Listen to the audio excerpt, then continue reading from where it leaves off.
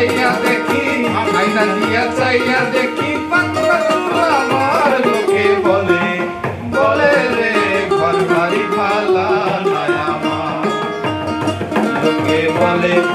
বলে রে ঘর বাড়ি ভালা নাই আমার এই ভাবিয়া হাসন রাজা ঘর দুয়ানা বান্ধে এই ভাবিয়া হাসন